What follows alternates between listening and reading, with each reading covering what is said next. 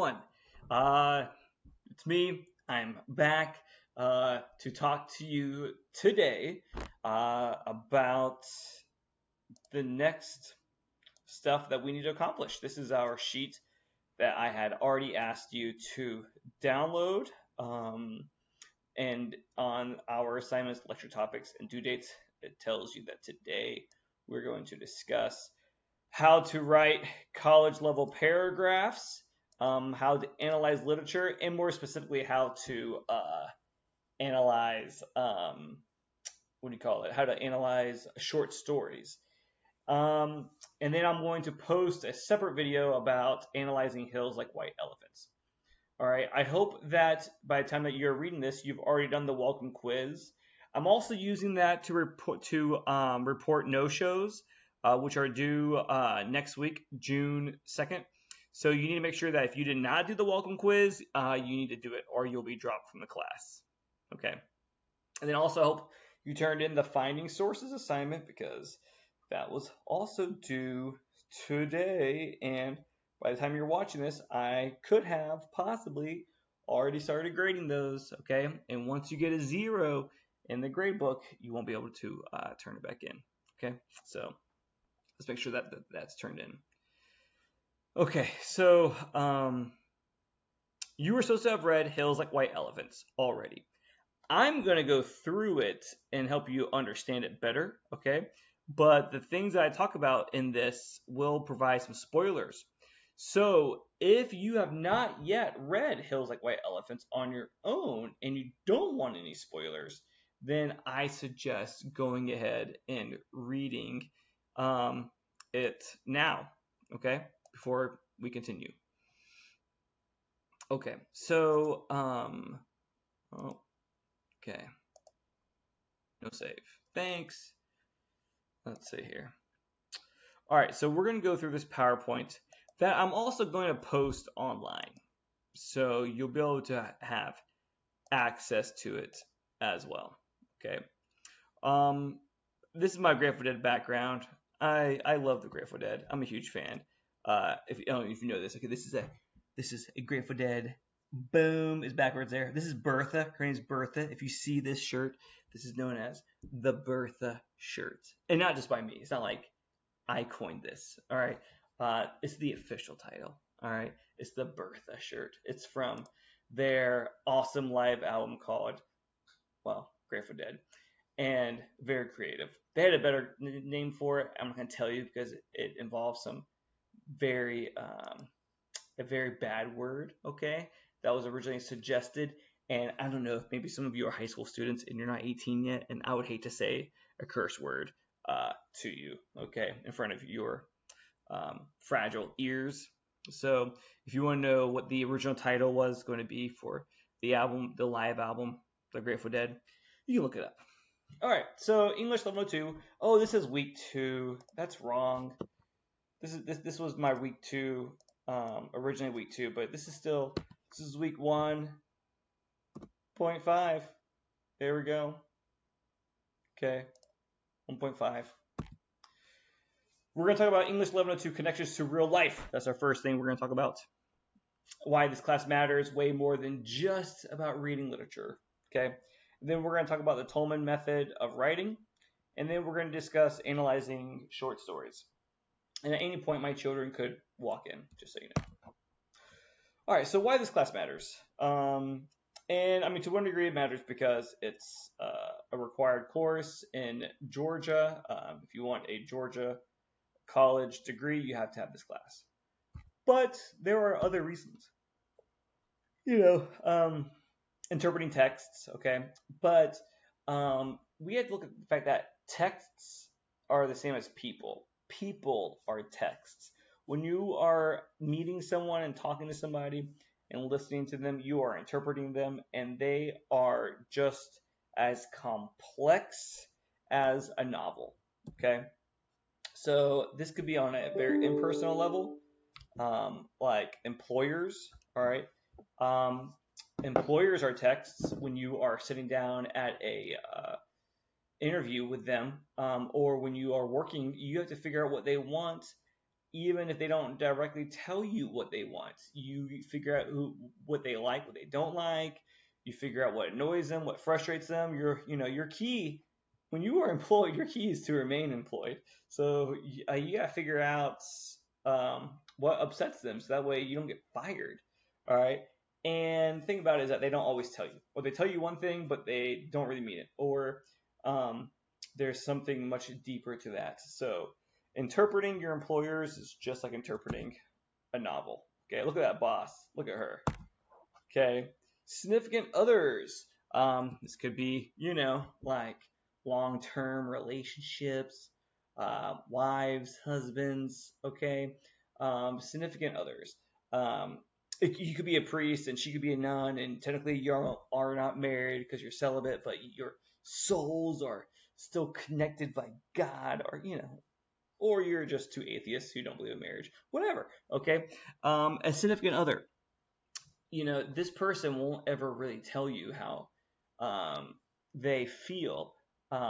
They You have to interpret. You have to figure it out. They all have things that are very much indirectly communicated, and you have to use your interpretation skills to be able to understand your partner's needs, and if you want to have a healthy relationship.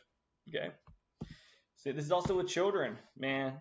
Kids, they don't know what they're feeling. They don't know what sets them off. They don't know anything about themselves. They think it's one thing, but it's not. You have to be able to interpret their signs. You have to read them. You have to understand them. So that way you can figure out how to take care of them emotionally as well as physically. And then, of course, your friends, okay?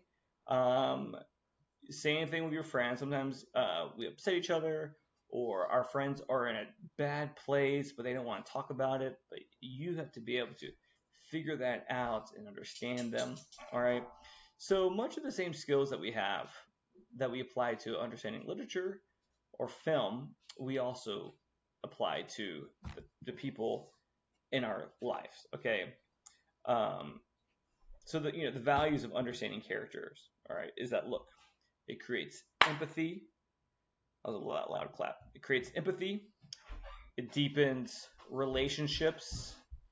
It's open to other perspectives.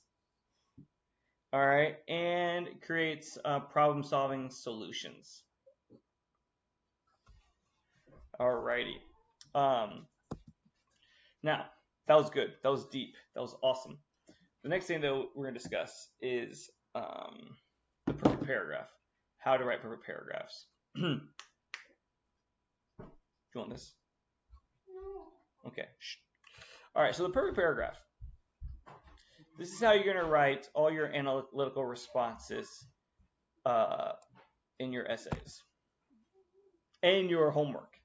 When you submit anything that's analytical, I want it to look like this. Okay. If you master the paragraph, okay, you'll master the essay, because an essay is just a collection of paragraphs. All right. Just as like how in an essay you have your introduction, you have your body paragraph, your conclusion. Well, there are also 3 parts to a paragraph. Paragraph should be divided up. Oftentimes, people will say things like, I don't know really what to put in a paragraph. I just count how many sentences it should be and blah, blah, blah, blah. And the basis of your paragraph should never be based upon the number of sentences or lines. It should be based upon the parts. Do you have all the appropriate parts to your paragraph? So like when you write a response for your homework, for your essay, everything you should always be thinking in terms of the perfect paragraph, okay, which is what we call the Tolman method. All right, so first off, the very first thing in your paragraph is the claim, okay? And the claim is the main idea that's being made in the paragraph. Don't try to do introductory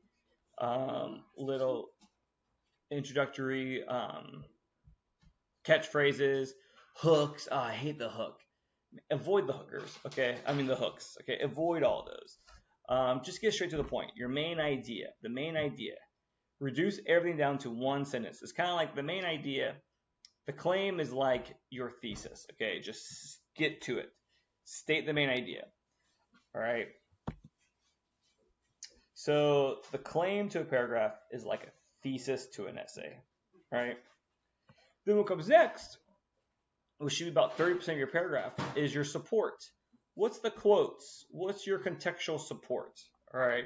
What are you using to back up your claim? What is the proof? So if you're doing an interpretation of the story, you have your claim, which is things like the man in the relationship with the American in Hills Like White Elephants is very manipulative of Jig, and he's just using her for his own personal pleasure.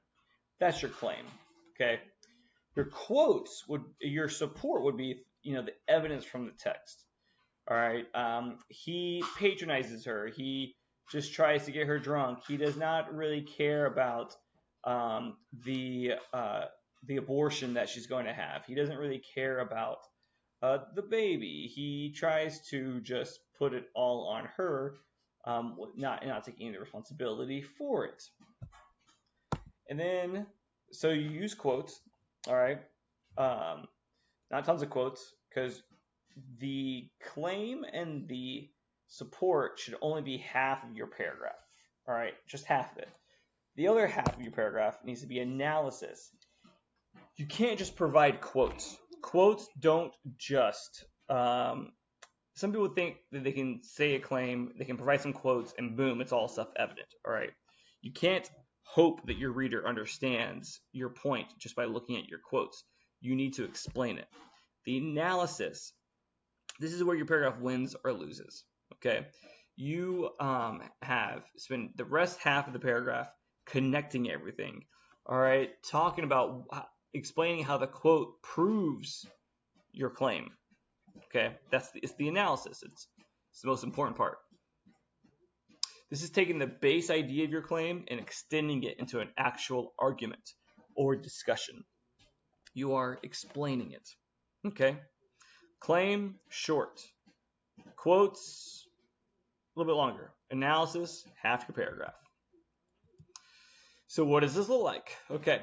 So this is an example of a good paragraph that's written discussing how the story Earth on Turtle's Back and the novel The Never-Ending Story can be seen as being similar because of this one character that's in each of them, a turtle. There's a turtle in each of these two stories, okay? So this is a analytical paragraph comparing and contrasting the use of a turtle in these two stories, okay? I know that you haven't read these stories. I mean, you might have seen the movie.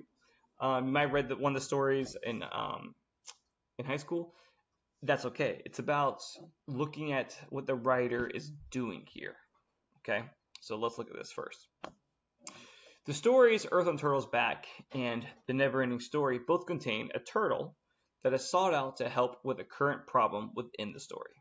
In Earth on Turtle's Back, the spirit god's wife falls through the hole in the sky and plummets into the ocean. In order to save her, the turtle sacrifices his shell to carry the solid earth so she will not drown. In contrast to the helpfulness of the turtle in that story, the turtle in The Never-Ending Story is the complete opposite. She is selfish, unhelpful, and pessimistic about helping to solve Fantastica's problems. She does not want to provide any support because everything is pointless and it all just happens again. These two depictions of the similar characters represents how age impacts our outlooks on life. The younger turtle is eager to help, volunteer, and be active, while the older turtle is reluctant to help or get involved in the problems of a world that seems to be behind her. I put word instead of world. Sorry. All right, so what this looks like when we try to identify the three parts of a paragraph. So we have our claim, which I highlighted in yellow. We have our support, which I highlighted in green. And then our analysis is highlighted in purple. Okay, so the first line, the stories Earth on Turtle's Back and The Never-Ending Story both contain a turtle that is sought out to help with the current problem within the story. That's the claim. Okay, they both are sought out. Okay, then we have two little parts of support. In Earth and Turtle's back, the spirit god's wife falls through the hole in the sky and plummets into the ocean in order to save her. The turtle sacrifices a shell to carry the solid earth so she would not drown. And then she does not want to provide any support because everything is pointless. It all just happens again. So those are both summaries. Now the purple is analysis. I'm interpreting what that all means. Okay?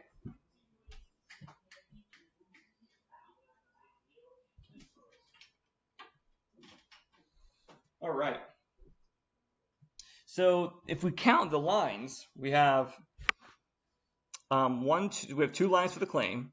We have 1, 2, 3, 4 full lines of support, and then we have 1, 2, 3, 4, 5, 6, 7 full lines of analysis. Okay, so we 50% of this is analysis. All right, it's not just quotes.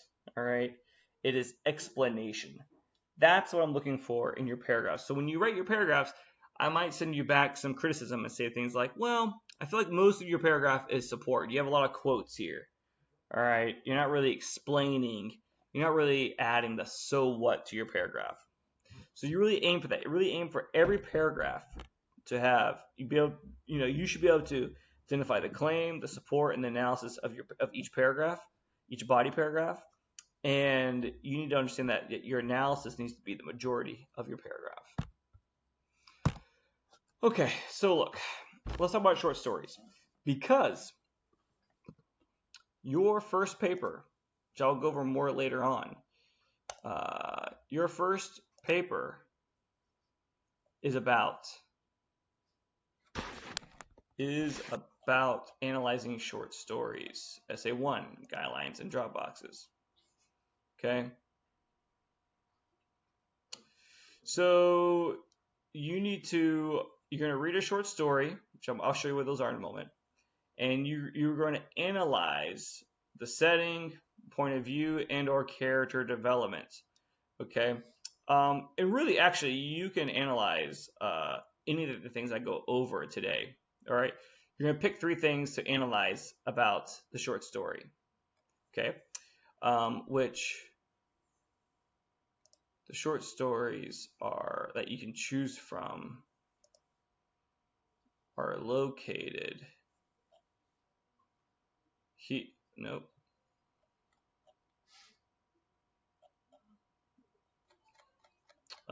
Maybe if it's not in the next one in week 2, then I will post it again.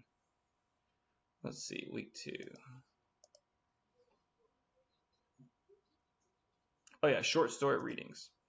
When you go here, these are all tons of short stories. You can pick one of these to read, okay, and analyze. So that's what this PowerPoint portion is going to help you with. The short story. Analyzing a short story. You read a short story today, or for today, Hills Like White Elephants. It's about 2 people who are in a bar. They're getting ready to take a train to a city where a girl is going to have an abortion. Okay, and she's deciding that's what she wants to do or not. You're gonna start reading a short story called The Sea Change, which is 2 people sitting around, also by Ernest Hemingway, having a conversation about something. Okay, and you're gonna analyze those, and then you're gonna read a short story on your own and write an essay about it. All right, so a short story is a work of short narrative prose that is usually centered around one single event. Okay, it's limited in scope and has an introduction, body, and conclusion. All right, a beginning, middle, and end, unlike a novel. All right. The thing about a short story is that everything matters. Everything matters in a short story.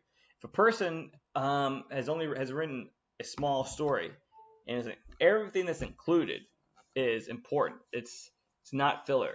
Every single story that's ever been published, okay, the original draft has always been longer. It's always been longer, and it's been cut down. All right.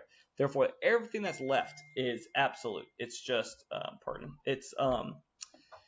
it's necessary. So we're gonna go through some of the things to really think about, all right, in analyzing short stories. We're gonna talk about setting. plot and structure, narrator and point of view, conflict, climax, and theme and style. We're not going to discuss characterization because we're going to discuss that next week. We will talk about all of that. All right. Okay. So here we go. Setting. Setting is a description of where and when the story takes place. In a short story, there are fewer settings compared to a novel. The time is more limited. All right. Right. So you got to think about this. What role does the setting play in the story? Is it an important part of the plot or theme? Or is it just backdrop against which the action takes place? So here we go. This story that we read, Hills Like White Elephants, the setting is absolutely 100% important. And you'll see that in my video when I go over it. All right, the setting is all symbolic. Everything but the setting is symbolic. I mean, it should be kind of obvious. She's at a train station, a bar and a train station, and she's trying to decide, does she have this operation or not? Which direction does she go? We can just assume one train takes her to the operation and one train takes her away from the operation, and she has to decide which train to get on. Now, for the sea change, when you read that one, the setting's not all that important. It's not really. All right, it's just a place that allows them to have a conversation. The conversation is what's important in the sea change. Okay? You have to decide, if you were writing an essay analyzing a story and you feel like the setting is symbolic and it has a lot of real meaning, then you would want to write about it. So if I was writing an essay about the hills like white elephants, I would write about the setting and how important it is. If I was writing a essay about the sea change, the story you're going to read in a little bit this week, I would not talk about the setting in my paper because there's nothing really to say about it. It's not symbolic. It doesn't really matter. Okay. Same thing with, you still consider it time period, if it's in the future, if it's in the past, if it's right now. Does the setting affect the story? All right, plot and structure. So the plot is the main sequence of events. What happens in the story? What is it about? What goes on in it? All right. What are the plot points? What's the most important thing that happens? And then also, how is it structured? How is the story told? Is it chronological? Does it move around? Is the plot believable? Okay. Does it bounce back and forth? I mean, those kind of things, I think. Those can make a story really interesting or really boring. Okay. And so what's the structure of it? And that means, how is it revealed to the audience? Okay. If the plot is real unique, if it's like wow, like didn't see that coming, all right, then think about that, write about that. But also sometimes the story can be about the characters, it can be about the things that have nothing to do with the plot.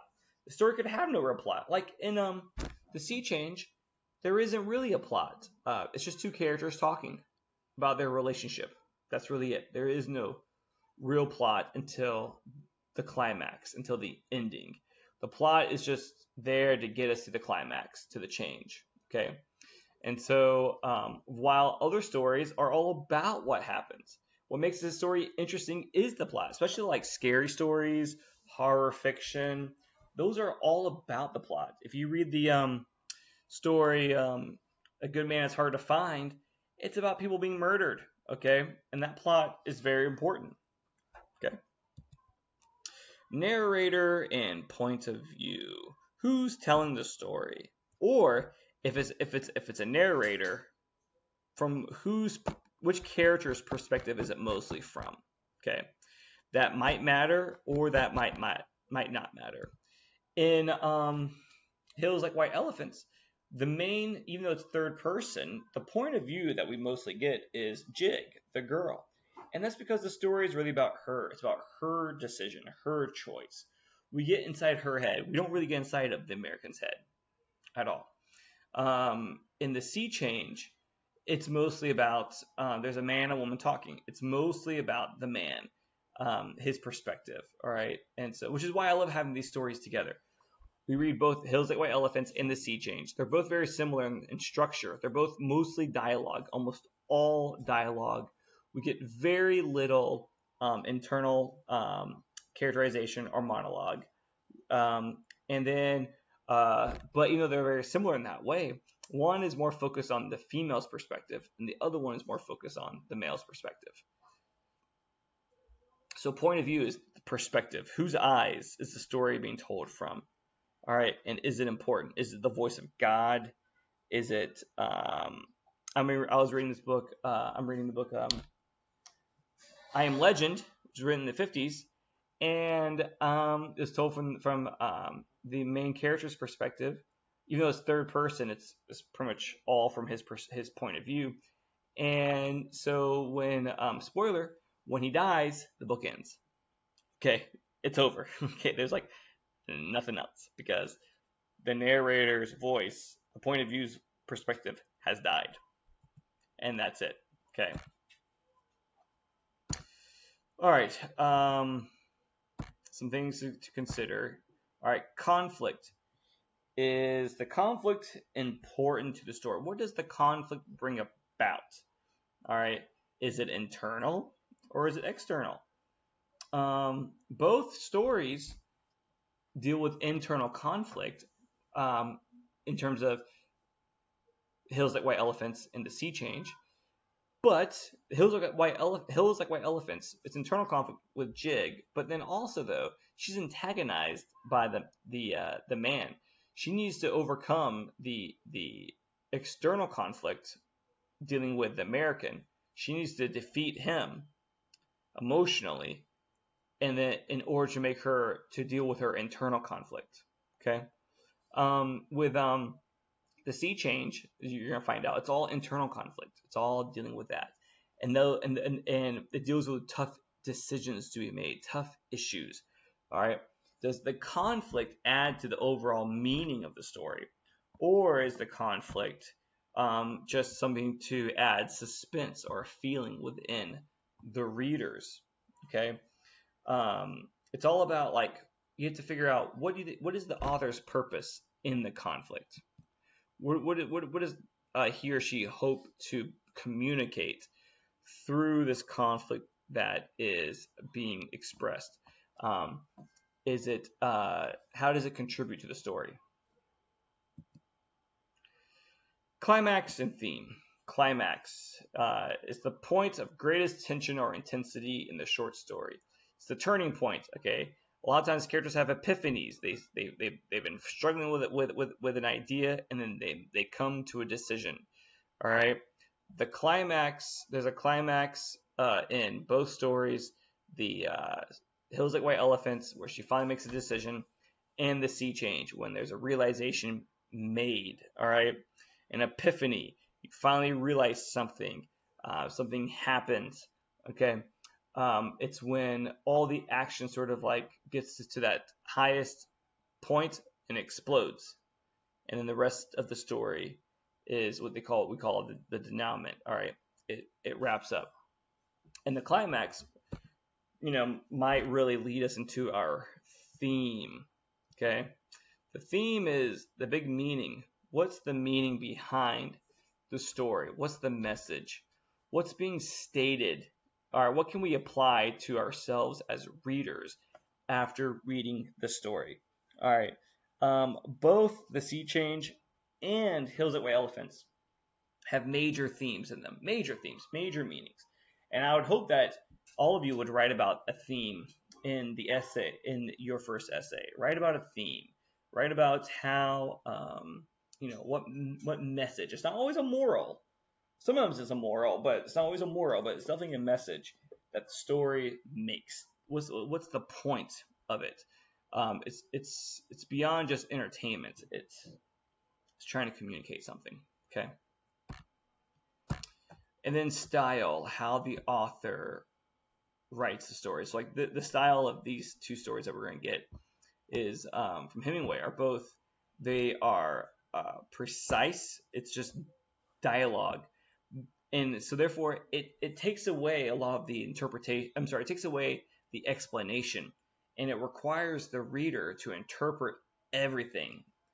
A style can be authoritative, where the author tells you explicitly what to feel, what to think, how to interpret this information, or a style can be hands off, very minimalistic.